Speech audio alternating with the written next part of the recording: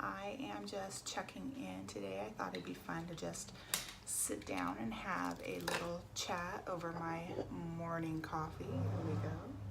Got my handy dandy Starbucks mug here. This mug is actually pretty special to me. I recently got it. A friend of mine that I went to junior high and high school with, he sent it to me after another school friend of ours who now lives in Michigan. She posted that she had one. She picked it up when she went back home for a short visit. And I was so jealous. So, because this particular mug wasn't out when I was back there 2 years ago. So I put out an SOS on Facebook and I said, please, somebody, please send me this mug and I will send you one from Canada, Ontario, Toronto, whichever one you want. And this friend of mine replied and said that he would send it. And he chose to get the, I can't remember if it was the Toronto or the Ontario. I think he got the Toronto one. Yeah, because he said he already had the Calgary mug. So he wanted the Toronto one. And so I sent him the Toronto one and he sent me the Washington State mug. And pretty cool little Starbucks mug exchange. So that was pretty cool. So I love this mug. I drink from this mug all day, every day. It's great, unless I'm using my travel mug if I'm out. But yeah, I've always been a mug person. I prefer to drink my coffee from a ceramic mug, and there's just something cozy and warm about it. So this is how I drink my coffee. That's good. Although I don't normally buy Starbucks coffee beans. But it's the nostalgia. It's the Washington State. It has different images. I don't know if you can see that. It looks like it's reading in reverse on the camera, but it says Washington, the Evergreen State, which is sort of the nickname of Washington State. And you can see little iconic things from the state: bicycles, craft brew, waterfalls, the tulips from Skagit Valley. That's a big grower of tulips. A wine region from central and eastern Washington, Mount St. Helens, that we talked about a couple videos ago. And rhododendrons, the state flower, and of course the tall trees and salmon. I think that's supposed to be a blackberry. Could be a marionberry, but that's more of an Oregon thing, is the marionberries. So that's probably blackberries. The whales. I think that's either Adams or Mount Rainier. Sasquatch, of course. Grapes. Let's see. This is the Evergreen State, which again is the nickname. Mind the Lipstick. The fairies from the Puget Sound Fairies. Apples. Washington is world famous for growing apples. It's the largest apple growing region in the U.S. and Canada. Of course, timber. Starbucks, of course, from Washington State. Bears, mountain goats, kayaking, garlic, just things from Washington State that are more notable. Anyway, it reminds me of home and I really love it. And this is one of the best gifts I've received this year. I really love it. So anyway, I don't really have a whole lot on the agenda for today. It is turning out, unfortunately, to be a nice day, which makes it tempting to go out and enjoy it. I will obviously take Chauncey for a walk at some point today. This afternoon. She was feeling a little under the weather yesterday, so I don't know how energetic she feels today, but I will let her set the pace for our walk. And I usually also on Sundays is my house cleaning day. So that's the day I sweep, mop, dust, straighten things up. I normally keep my house pretty tidy, so it's not like I have to pick up stuff. It's just mostly dusting and mopping and stuff. And I really don't I hate dusting, but it has to be done. When you have two pets in the home and hardwood floors, you kind of tend to have to dust a lot. So I do find myself, even though Sunday's my official cleaning day, I do find that I have to dust and sweep 2 to 3 times a week just to keep on top of it. and that's even before shedding season starts. So yeah, it's a nonstop task. So yeah, so I'll be doing that also today, taking care of that. And let's see, what else do I have in store?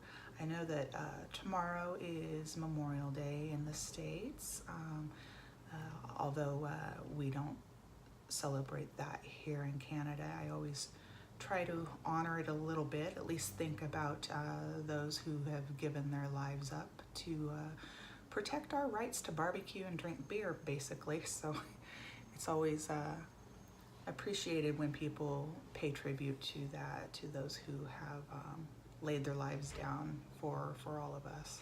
However, here in Canada, we had, last weekend was a long weekend for us. We had Victoria Day.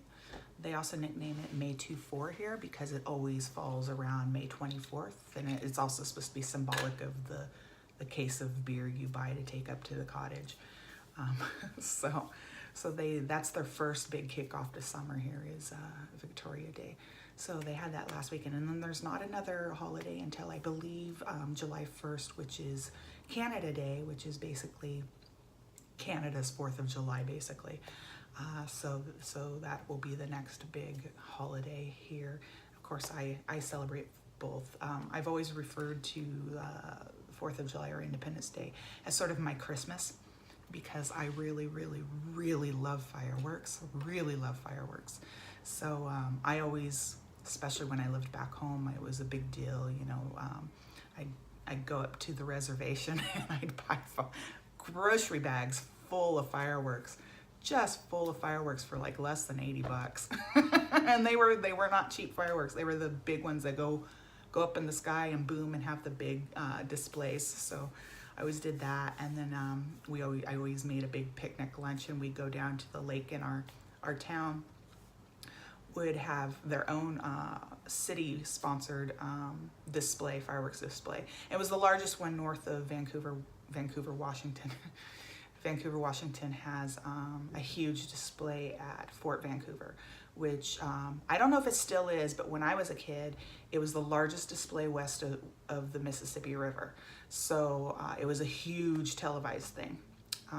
But Longview, which was my town, it had the next largest one, you know, in the same area.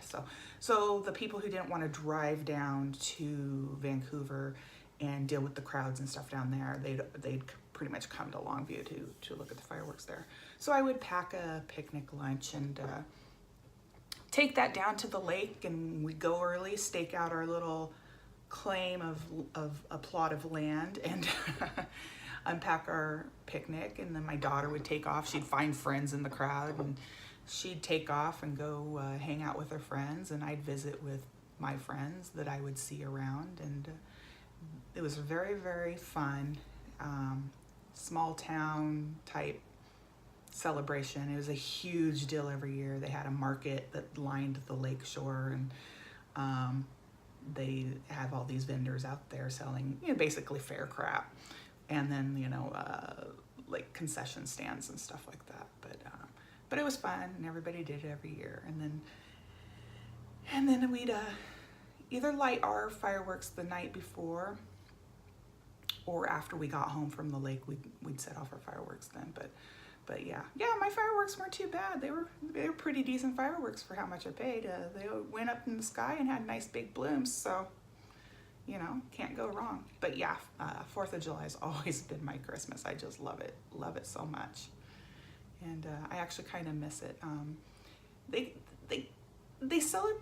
They celebrate Canada Day here a little different. I mean, it's typically the same, like barbecue, fireworks, that kind of thing.